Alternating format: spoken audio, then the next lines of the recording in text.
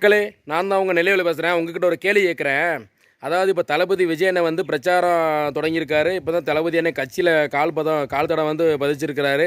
மாநாடு 2வது மாநில மாநாடு முடித்து இப்போ வந்து பார்த்திங்கன்னா மக்களை சந்திக்கிறதுக்காக இப்போ அண்ணன் பிரச்சாரத்தில் இறங்கியிருக்காரு. இறங்கினது பார்த்திங்கன்னா அவர் இறங்கி வந்து பிரச்சாரம் வந்ததுலேருந்து ஒரே குறை. எல்லாருக்கும் வயிற்றுக்குள்ளே புளியை கரைக்கி பதறுது. ஏன் இவ்வளோ வருஷம் நம்ம அரசியலில் கட்சியில் இருக்கோம், நம்ம இது வரைக்கும் ஒரு எம்எல்ஏ சீட்டு கூட வாங்க முடியலையே. ஆனால் இப்போ நேற்று காலையில் விஜய் வந்திருக்காரு. அவர் வந்து எங்கே முதலமைச்சர் ஆயிடுவாரோன்னு அம்புட்டு பேரும் பயப்படுதாங்க. அம்புட்டு பேரில் ஒரு சில பேரை நான் சொல்கிறேன். கேட்டால் தளபதி விஜயனை கட்சியை வந்து பார்த்திங்கன்னா அணிலுங்கிறதும் எதுக்கு இப்படி. அதுக்கப்புறம் இன்னொன்று, மாநாடு நடத்தும் போது கேட்டால் தண்ணி இல்லை நீங்கள் பூரா பைப்பு பதிச்சு குழாயை போய் தண்ணி வச்சுருக்காரு, அங்கேயும் தண்ணி வரல நீங்கள் இது பண்ணீங்க. அதுக்கப்புறம் வந்து ஒருத்தர் சொல்கிறாரு, பிரச்சாரம் பண்ணுற இடத்துல மக்கள் பூரா மயங்கி விழுதாங்க வெயிலில், அவர் ஏசியில் உட்காந்து வண்டியில் உட்காந்து வராரு, அவருக்கு என்ன இருக்குது, வர்றவங்களுக்கு பாருங்கள் மக்கள் பூரா மயங்கி விழுதாங்க, தண்ணி கொடுக்கலான்னு சொன்னாங்க. நான் என்ன கேட்குறேன், ஐயா மாநாடு நடக்கும்போது வந்து தண்ணி கொடுக்கலாம், தண்ணி பைப்பு வச்சாங்க கொடுத்தாங்க.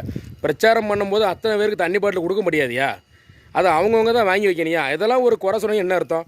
அதுக்கப்புறம் ஒருத்தர் சொல்கிறார், ஒரு தலைவர், வீக்கெண்டு விஜய். எதுக்கு வீக்கெண்டு விஜய்ங்காங்க தெரியுமா? மற்ற ஒரு மாதத்தில் வந்து இந்த வாரம் சனிக்கிழமை மட்டும் தலைவர் வந்து பிரச்சாரம் வச்சுருக்காரு ஒவ்வொரு ஊருக்கும். அதனால் அந்த வீக்கெண்டில் போய் தலைவர் பிரச்சாரம் பண்ணுறதுல ஒரு வீக்கெண்டு விஜயம். அதுக்கப்புறம் சொல்கிறாரு, டிவிக்கேன்னு எதுக்கு பேர் வச்சுருக்காரு தெரியுமா? டிவிக்கேன்னா அது ஒரு நடிகையோட பேர், அதை தான் அதில் வச்சுருக்காருங்க. என்னென்ன அக்கப்போர் பண்ணுதீங்களே, ஏன் இந்த மாதிரி பண்ணுதீங்க?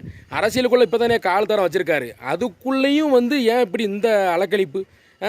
ஒரு மனுஷன் புதுசாக வளர்ந்து வராரு, வரட்டுமே, மக்களுக்கு நல்லது பண்ண நினைக்காங்க, வரட்டுமே. புதுசாக வர்றவங்களுக்கு வழி கொடுப்போம். புதுசாக வர்றவங்களுக்கு வந்து நீங்கள் ஒரு பச்சை கொடியை காமிச்சு வாங்கன்னு சொல்லி வரவேறுங்க. அதை விட்டுட்டு அணிலுங்கிறது இது எதுக்கு இந்த மாதிரி உங்களுக்கு வகிரி எரியுது? ஒரு தலைவர் புதுசாக வரட்டுமே ஐயா. அவர் அவ்வளோ கோடி 250 கோடி சம்பளத்தை விட்டுட்டு ஒரு மனுஷன் மக்களுக்கு நல்லது பண்ணணும்னு வந்திருக்காரு.